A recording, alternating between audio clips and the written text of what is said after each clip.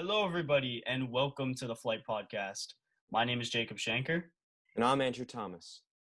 Shut up and sit down.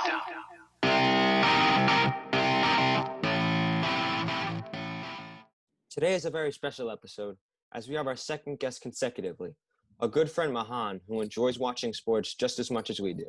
How have you been doing, Mahaan? I'm swell. How about you guys? I've been doing pretty good. Doing good. So, Mahaan, as most of the Week 2 games in the NFL have been completed, I want to know which game this week has been the best for you to watch. Well, as a Giants fan, I'm always going to say that the Giants have been the best to watch. I mean, I watch football from a fantasy and a betting perspective, but if it's, strictly for pleasure, I love watching Danny Dimes, and although I want to break his legs, Saquon too. Yeah, I mean, I remember what I watched that game today, and that ending was insane. I was on my feet, and it was sad seeing them lose. It was really sad. I definitely think if Saquon wasn't injured, I think we would have won. Another game for me, though, that was a lot of fun to watch was the Steelers and Broncos game because they just kept going at each other, and that Steelers defense is just insane. They're nuts. But Drew Lock was leading that Broncos team to a comeback, but it wasn't good enough because that Steelers defense is way too good for them. So Those were great. My favorite game was the Chiefs-Chargers game with that field goal ending with Harrison Butker, making his career long. Ridiculous. And then an OT finish. That was great. Yeah, it was a crazy game. I mean, to be fair, Mahomes was a showout, though, in the Chiefs game. I mean, this guy put up fantasy points for days. He played out of his mind. It's like typical prime Mahomes, So, I mean, from that perspective, you get an interesting game and a great finish. You know what? I'm going to change and say that if I wasn't so biased and partial towards the Giants, I'd probably say the Chiefs-Chargers was by far the most interesting game to watch. Yeah, that was a really good game. It was a really good ending. But I feel like for me, this may be a hot take, but I don't really see Patrick Mahomes doing as well as he did MVP season or even last season because you see the Chiefs using Clyde Edwards-Helaire a lot and using that running game a lot more than their passing game. I still think he's going to be the best quarterback in the league. I just don't think they're going to be using him as a passing as much as he normally does. Well, they're obviously going to go to the play style that's going to make them better. They're not going to they're not going to make Mahomes throw passes, force him up. Well, he doesn't need to force him up. He has so many options. Yeah. He has Tyreek Hill, Travis Kelce. But now they're using the run game more than they did. Last year, Damian Williams, he got a couple carries and didn't get a lot. But Clyde Edwards-Helaire, he's getting a lot of carries. What's your thought on that, Mahaan? Well, I like to think of Mahomes' game as almost like a Madden Lamar Jackson play style. And I know that sounds funny, but you see a lot of people like to use him and roll out left and then draw the defensive ends towards you and free up a running back or a receiver and make that pass upfield.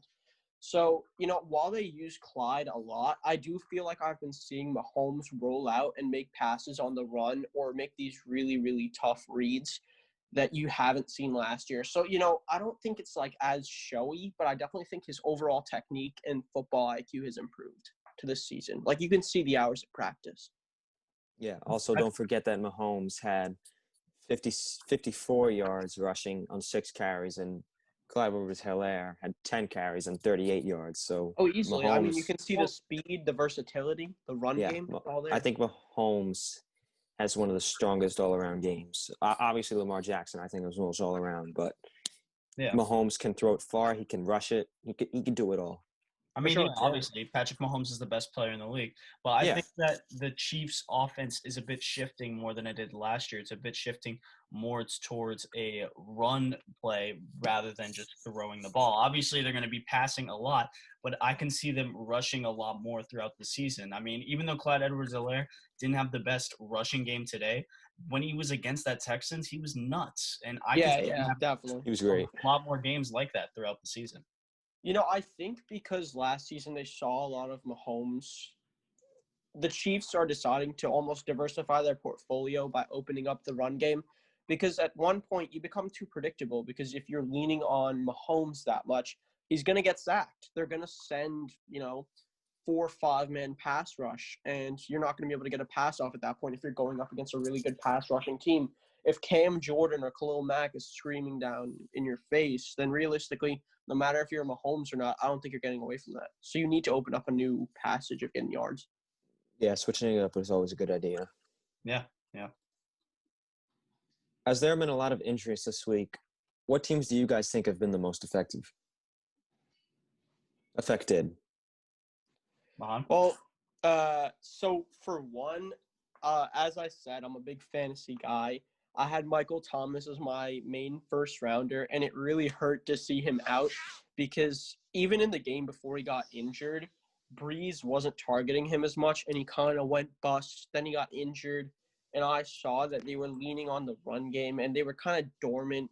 I mean, offensively, they were still putting up tons of points. They were blowing out their teams, but I wasn't noticing the same fire under their bottoms as I've seen previously. So I definitely think MT was a huge injury. I think for the Giants, Saquon, it goes without saying. Yeah. He's one of those show-out players. You can't dispute that he is integral to their offense.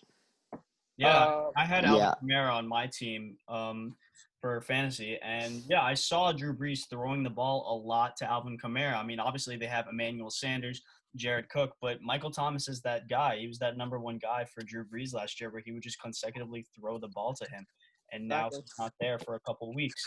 But I mean, I think for me, the team that is going to have the most struggle with all these injuries is the 49ers, because especially today with Raheem Mostert and Jimmy Garoppolo getting injured, hopefully they're not out for too long, but this is stacking up on that list with Nick Bosa, Tevin Coleman, Dee Ford, George Kittle. I mean, who knows how long these guys are going to be out for? I mean, this is going to definitely impact them a lot. Yeah, the 49ers are definitely again, and it kind of sucks because Raheem Mostert had 19 points for fantasy in the second quarter, and I was watching through Fantasy Cast, and I'm like, oh my gosh, he's doing so good. Yeah. And then he got injured, and then they said he wasn't coming back, and I'm like, damn. Yeah, he had a great game last game. Yeah, 25 points on fantasy, and he was just doing it all. Yep. Yeah, he did. He did great. I mean, there was a lot of injuries today. Oh my, yeah, it's like it's weird. Yeah, Christian McCaffrey, Chris Godwin, Drew Lock. Like there was a ton of players that got injured. It was crazy. All right, let's shift over to basketball. So Mahaan, I know that you're a big basketball fan, just like me and Andrew are. So far in these playoffs, who do you think has been the best player? All right, so I will say that I'm a little bronze-sexual. I'm not gonna lie to you. I'm a diehard Knicks fan, and I like to think of myself as a bigger ball fan than I am a football fan. But the Lakers, I gotta say, AD and LeBron are consistently putting out points. I think their role players are a little questionable at times. If you're like me, you've been screaming at your TV when you see Kuz, KCP, Danny Green. They've had some games where you're like, why are you a professional basketball player? But I definitely think the Lakers are coming out the gate swinging. Although I do think the Nuggets are also formidable. You have Jamal Murray with that special kind of takeover. Jokic is doing his thing. I mean, you have two superstars on each team, and I really don't know what's going to happen. It's going to be a toss-up for sure. Andrew? Yeah, totally agree with you. The best player, LeBron James. He's been phenomenal. Like I when know it's AD, hard for you to say, Andrew.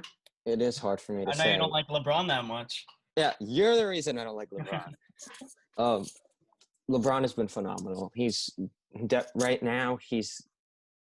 I still think that when Kevin Durant comes back, Kevin Durant's going to be the best player in the world. But obviously, without Kevin Durant, LeBron is the best player in the world. LeBron has been phenomenal, and he didn't even need to have a good game for the Lakers to win. And obviously, LeBron's impact is through the roof. So, I mean, Sorry, you go. No, I mean, I was just gonna say, yeah, LeBron James. It's clear. There's no other player. I mean, obviously, first round, everyone was saying Kawhi. Some people may have said that even through the second round that it was still Kawhi, but obviously now. Well, it was Kawhi in the first round. Without a doubt, it was Kawhi. The first round it was. But after that second round, absolutely not, because that was one of the biggest chokes of NBA history. And we saw that. I mean, another player that also has been doing really well is James Harden, Anthony Davis. Those guys have been doing well, but nothing like LeBron. He's been leading that team, having great impact, doing really well all around offensively and defensively, shooting well. I mean, the only bad thing I would say, obviously, is those free throws, and he could be getting a bit less turnovers, but he's getting the ball a lot. He's using the ball a lot, so he's going to have turnovers. So, but overall, yeah. And to what you said, Andrew, about Kevin Durant, no. I mean, Yes. for me, Kevin Durant is the second best in the world. I still think LeBron is. And I know you don't like to use this, Andrew, but with age, and I know you think age doesn't matter, but it really doesn't. Like, It all right, are really you going to does. say that age makes LeBron better than Kevin Durant? It doesn't make him better. Yes. It shows, yeah, it makes his argument better for why he's No, better than Kevin Durant. that is for the weird. GOAT conversation. It's not for who's No, the it's best not player even in the for- world. All right, Mahaan, I want to hear your thought. Who do you think is better when Kevin Durant comes back? Do you think he'll be better than LeBron? Let me tell you, Durant, he's a lanky guy, 7 foot, right? He's a skinny guy, so he's got that agility. He's got that height. He still has a post game. His defense is solid, but Braun is just that much better. Braun has that mass. He's a stronger guy. You'll take him in the post on defense and on offense. He's guarding a center, chase down advantage. He can put up his points. He can shoot the three selectively. You don't get that much versatility in KD. KD, you're expecting what's coming. You're expecting a hezzy, maybe, a couple dribble moves, and he's going to pull from deep. With LeBron, you don't know where he's going, and that shiftiness is lethal, and we've seen this. I mean, you can get to LeBron from so many different ways. You've seen the highlight reels, Caruso throwing one up to Braun, big slam, Braun taking it on his own, going inside. He's been using a lot of those spin layups. He's just got so many moves, and KD doesn't have that. He's also really susceptible to injury, and LeBron is not like that. LeBron missed a bit of last year, sure, but LeBron is still just a better player overall. 100%. 100%. Just think about it like this. LeBron can do pretty much everything and do it well. He can do it So can KD, and don't forget, LeBron is going to be 36 years old. At 35, he's still the best player in the league. Giannis was the best in the regular season. LeBron was the best in the playoffs. And LeBron was still second best in MVP voting. Some people thought he should have won MVP, but he was second. And that's still amazing to be second at 35 and being the best in the playoffs at 35. Come on. Against Kawhi and Giannis? Still worse than Michael Jordan, by the way. Wow. Absolutely not. Appalling. Wow. Still worse than Michael Jordan. Absolutely not. Not at all. But we're going to save that for a later date. Yeah, I will completely take you down on this conversation next time. No way. No. Yes. We're going to have a vote. After that, we're going to let everyone else decide to see who they thought had the better argument. I'm going to assume, Mahaan, you think LeBron is better than MJ? Let me tell you. There was this debate about Brittany Griner versus DeMarcus Cousins. I'm sure if you're a basketball fan, you've seen it. And Brittany Griner's coach said that he would take out a mortgage on his home and sell that home, take all the money, and put it on DeMarcus Cousins. Now, if we just compare this and we put LeBron and MJ in that place, I'm selling my entire family on the black market, selling my crib, moving to a different state, and putting all the money I have on LeBron. Thank you. He can do it better than MJ, and he's playing against way steeper competition. I'm sorry. You can argue for who MJ played against, some strong teams, but right now you have more players on different teams that can just heat up. And that's not arguable. Different competition. Reggie Miller's Pacers, Stockton and Malone, no competition. He's going up against Murray and Jokic. Are you telling me that Murray? He's going up Murray against far more than that, and he's defeated far more. The Rockets, the Trailblazers. Are you telling me that these Houston Rockets were better than those Pacers and that Jazz? Have you seen Dame? Dame was putting up 50-point games consistently. Dame didn't play in Game 4 and 5. Right, but Dame was still a threat in the regular season and in the beginning of that series. You still have Murray and Jokic because credit to them, they're playing out of their minds. Think about it like this also, Andrew. People kept saying that LeBron was playing in a weak East. And LeBron, he was. Okay, he may have. He goes to the West. What happens is second year, 35 years old. leading that Lakers team to the number 1 seed. What happened his first year Guess at what the happened? Lakers? Guess What what happened? happened? What happened? Klay The first, Thompson got injured. Steph Curry got injured. KD went to the East. Okay, Kawhi Leonard went back to the West. That still doesn't matter. Curry is nothing without KD, and even though he's injured, Curry is nothing without KD. Yes. Are you kidding me? He's the Yes. third best point guard of all time. I'm sorry, KD carried that Warriors team. Hot take. It's the truth. I think Carried? so. Yes. I don't know On his about carried, shoulders. and I don't know about him being nothing, but I mean, You are crazy, Mahaan. You are a crazy man. Well, maybe nothing is a little too harsh. I'm not a big Curry fan. I'm actually a big Curry, not a hater, but I'm skeptical of the guy. I love So I Curry. will Look say at Curry, man. He's a Flight, man. The Flight podcast. Love the Flight. exactly. What we all do for him. But as I was saying, I really think Curry wasn't as much. KD was definitely an integral part of that team. Curry's a great point guard. He has a great game. The best in the league. Defense is questionable. I don't think that's arguable. He's a not smaller a bad guy. defender. Yes, it's He's not a bad questionable defender. He's a times, but he's not a smaller bad. guy. Yeah. He's a smaller guy, skinnier guy. He's not in the weight room. He's getting posted up. It's an easy buck. You're definitely not having him guard some of these show-out point guards. While he's the person you want to guard, you're definitely not making him guard the other standout point guards and the other players in this league. So what I will say is that his game could definitely use some tweaking. If I'm taking an overall player, regardless of position, it's going to be Braun over Curry. It's going to be definitely a bunch of other players that I think are way more formidable. Well, yeah, because LeBron is the best player in the world. He's better than Curry. The best player of all time. Sorry. Let me add that in there. Think about it like this also. Very quick scoring update, by the way. The Nuggets have 73. The Lakers have 78. LeBron has had 2 points in 10 minutes in the third quarter. He also had 20 points in the first half. Yeah, 2 points in a quarter. Just saying he had 20 points in the first half. Doesn't matter. And the game's not over yet. Your GOAT scored less than 20 points 2 times in the playoffs, and it had a 10-point game and a 15-point game. Oh, wow. Just letting you know. And Mans also had a 50-point game in the finals. Think about 2018. And he got outplayed by Kevin Durant in the rest of those games. So, another thing, the last thing I want to say about this LeBron and being in the West, last year the Lakers were much worse than the Lakers this year. And it's known. The impact he had was insane. And you saw when before his injury, they were like the 3rd seed. When LeBron got injured for a month, they dropped down to 10th.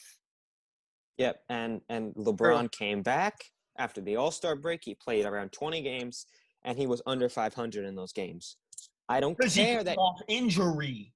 An injury does things to a player that are Michael Jordan tore or broke his foot. He came back, played 17 games, 14 games actually. They were the 10th seed. They got to the 8th seed. Michael Jordan dropped 63 points. What year was MJ in? 2nd. What year was LeBron in? 16. It doesn't matter. Yes, it does. A broken foot is a bigger injury than a strained groin.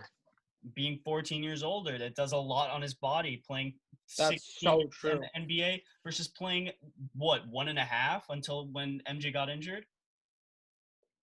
I'd also like to add that injuries, nevertheless, coming back from an injury based on what you were saying about Braun, I mean, one of the biggest examples of an post-injury bust, and I'm sorry to say it, is Derrick Rose. And I think no one can argue with that. The injury ruined his career. You don't look at him and you say the youngest MVP ever now.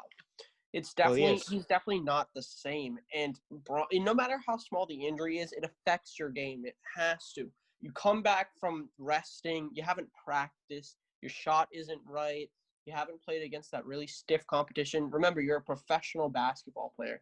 In any sport, an injury will mess up your game. So I don't think it's fair to compare LeBron post-injury versus pre-injury.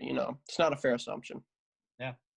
All right, let's move on. So, as obviously we know about the Clippers losing that 3-1 lead to the Denver Nuggets, what do you think? Yeah, what do you think, Mahaan, the Clippers need to do in this offseason to get farther in the playoffs? Well, I'd like to joke and say that the Clippers need both pathetic P's. So we need Siakam and Paul George.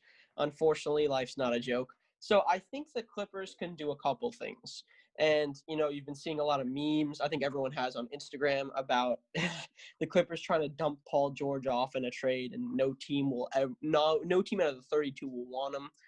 I mean, he came back a little bit at the end of that series. He dropped 30 points in 30 some odd minutes. I will say, though, that isn't good enough because the rest of these playoffs were abysmal. He was awful.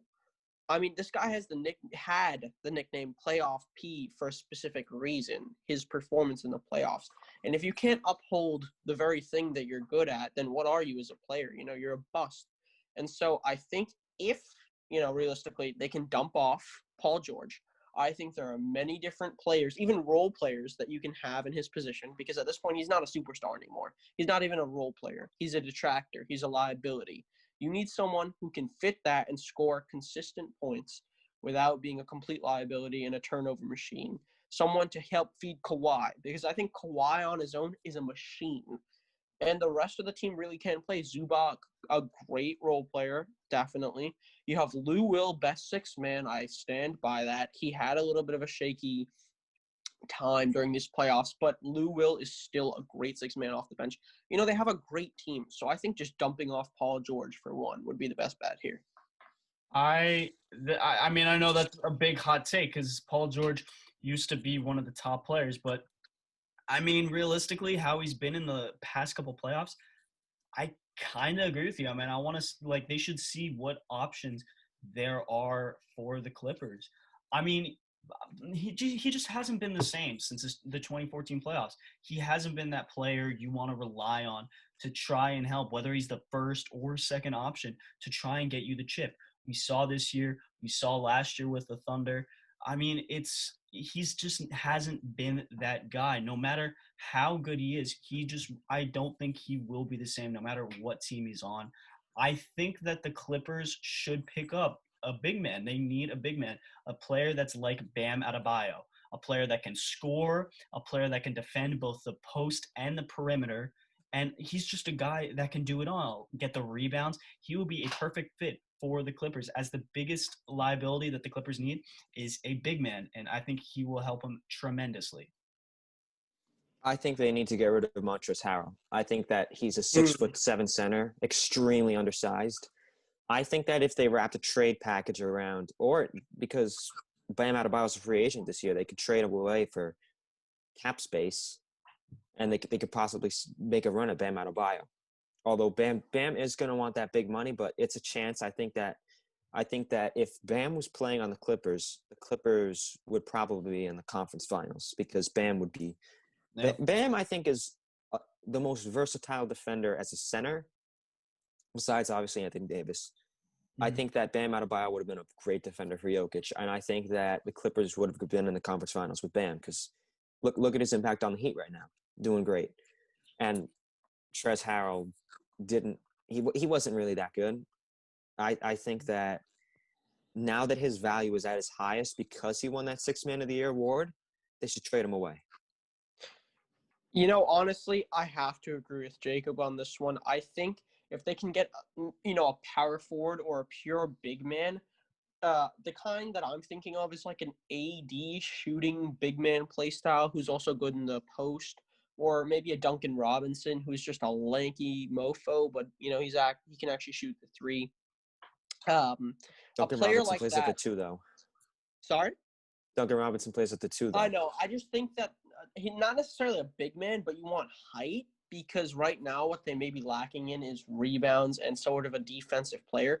But also, if you're trading away Paul George, right, which is why I mentioned Duncan Robinson playing at the two, you need a shooting threat. You need someone who can actually go out there and create their points as opposed to being that kind of screen machine or like a pick and roll monster.